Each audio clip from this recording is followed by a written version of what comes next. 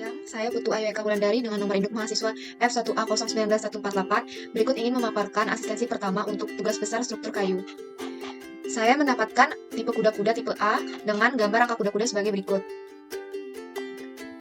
Fungsi bangunan sebagai gudang, bahan penutup atap asbes, kemiringan atap 20 derajat, jarak antara kuda-kuda 4 meter, bentang kuda-kuda 10 meter, tekanan angin 30 kg per meter kuadrat, kode mutu kayu E15, jenis alat sambung paku, dan berat jenis kayu ditentukan dari 0,5 sampai 1. Berikut adalah denah gudang dengan layout ruangannya. Lalu denah rencana atap, saya menggunakan atap lana dengan 2 kuda-kuda, yaitu dengan jarak 4 meter dan 2 gavel pada dinding.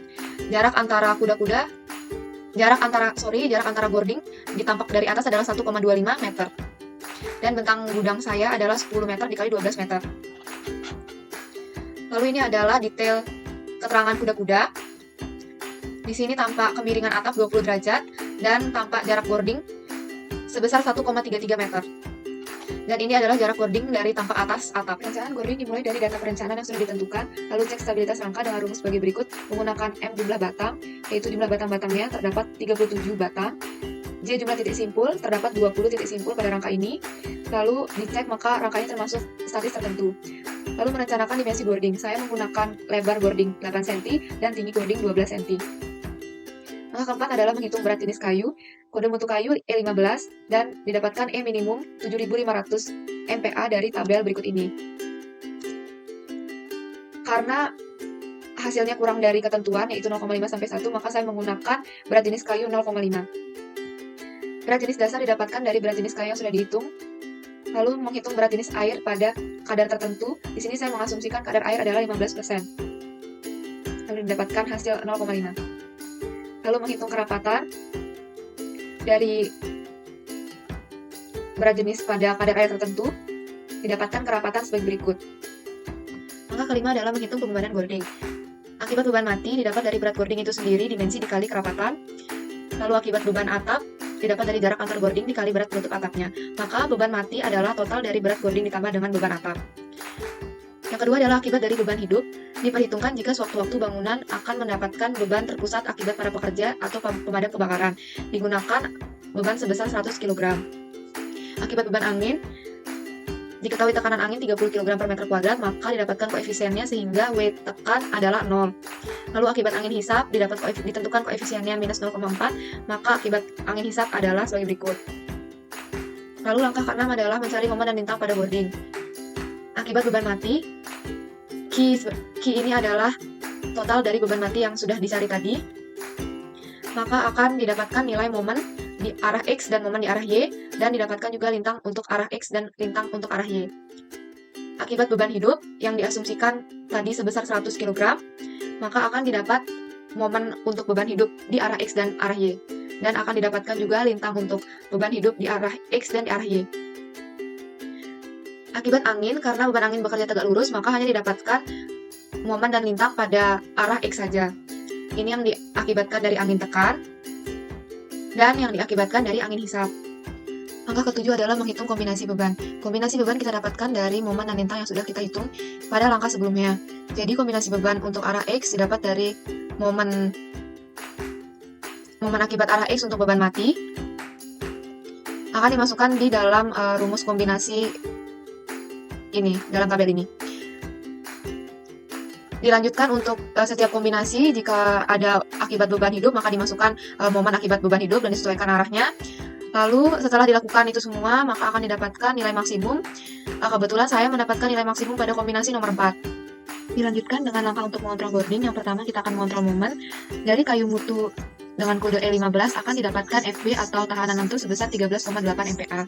Sesuai dengan SNI 7973/2013, maka akan didapatkan juga modulus elastisitas acuan yaitu sebesar 15.000 dan modulus elastisitas minimumnya sebesar 7.500. Lalu faktor-faktor koreksi, yaitu yang pertama adalah CM.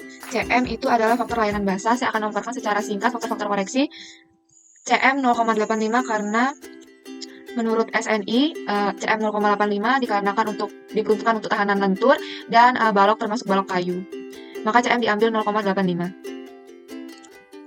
Lalu CT adalah faktor temperatur, diambil 1 karena diasumsikan bahwa bahwa suhunya di bawah 38 derajat Celcius. Maka faktor koreksi CT diambil 1. CF adalah faktor koreksi ukuran, diambil 1 karena pada SNI ditetapkan CF untuk kayu yang bermutu masinal, CF-nya ditetapkan sama dengan 1. Berikut faktor-faktor koreksi yang lain terdapat di SNI. Dilanjutkan untuk mencari panjang efektif, yaitu LU per D. LU adalah panjang jarak antara kuda-kuda, diubah menjadi milimeter per dimensi tinggi gording, yaitu 12 cm dijadikan milimeter. Sama dengan 3, harus lebih besar dari 7. Lalu didapatkan LE sebesar 6.880 mm. Mencari rasio kelangsingan dengan LE dan dimensi gording akan didapatkan 12,632 harus lebih kecil dari 50. Maka ini masih dapat diterima. Dilanjutkan dengan mencari faktor stabilitas balok atau CL.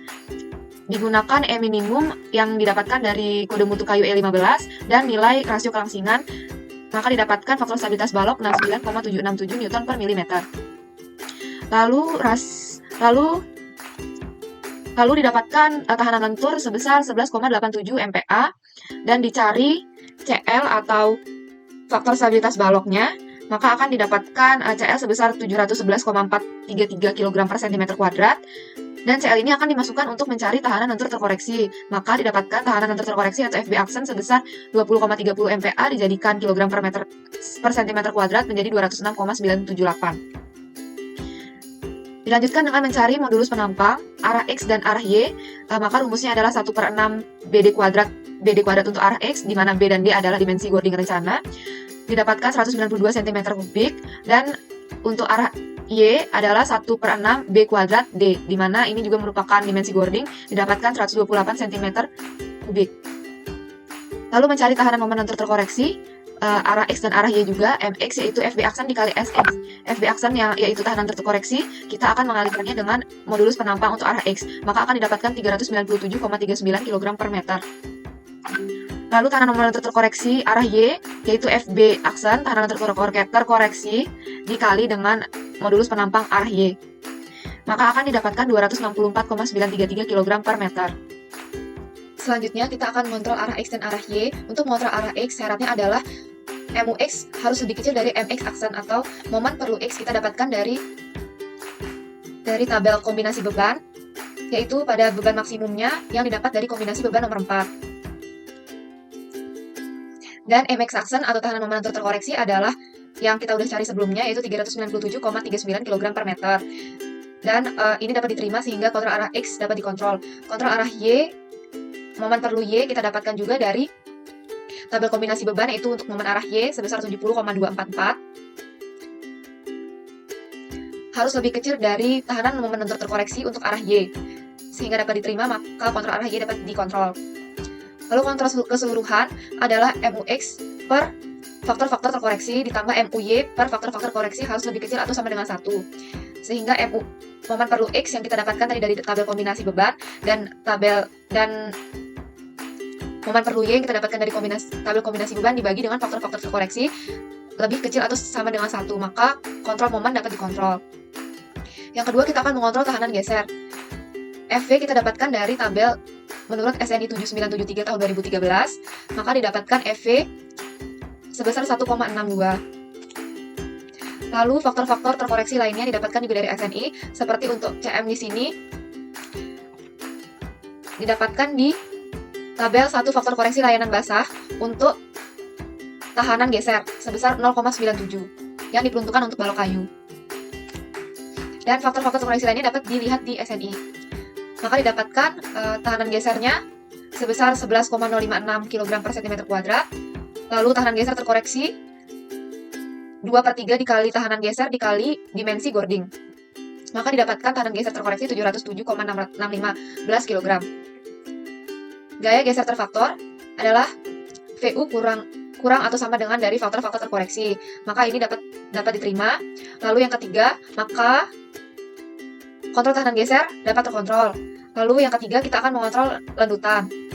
Lendutan izin didapat dari L per 300, yaitu jarak antar kuda-kuda per 300. Diubah ke cm. Lalu kita akan mencari momen inersia arah X dan Y. Untuk arah X didapat 1152 dan untuk arah Y didapat 512. Lanjutan akibat beban tetap, yaitu beban mati dan beban hidup yang diperoleh, maka delta X sama dengan delta X untuk beban mati ditambah delta X untuk beban hidup. Di sini rumusnya 5/384 dikali Qx. Qx adalah beban mati yang sudah kita cari di awal dengan menggunakan dimensi Gording, maka didapatkan beban mati sebesar 0,17. Lalu L kuadrat, yaitu jarak antar kuda-kuda diubah ke milimeter pangkat 4 ditambah 1/48, dan Px adalah beban hidup yang sudah kita cari di awal dibagi modulus elastisitas, dan L-nya tadi adalah jarak antar kuda-kuda per momen inersia Y yang diubah ke dalam milimeter. Lalu didapatkan hasilnya 7,728 mm dan diubah ke cm menjadi sebesar 0,773 cm.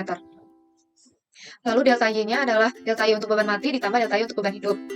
Rumusnya adalah sama, tetapi bebannya kita gunakan adalah beban untuk arah Y, maupun itu beban mati dan beban hidupnya. Maka akan didapatkan hasilnya adalah 1,250 mm sama diubah ke cm menjadi 0,125 cm. Lalu lanjutannya adalah sebesar delta X kuadrat ditambah delta Y kuadrat diakarkan, maka didapatkan hasil 0,782 cm. Maka kontrol lanjutannya dapat diperoleh jika delta lanjutan lebih kecil atau sama dengan lanjutan izin. Delta lanjutan yang sudah kita cari 0,782, tetapi saya bulatkan ke atas karena masih terdapat koma sebenarnya di sini, dan kurang atau sama dengan dari lanjutan izin. Lanjutan izin yang kita cari adalah yang dengan rumus L/300, maka dapatkan 1,33 cm. Karena delta lanjutannya lebih kecil daripada lanjutan izin, maka kontrol lanjutan dapat dikontrol. Sekian asistensi yang saya paparkan.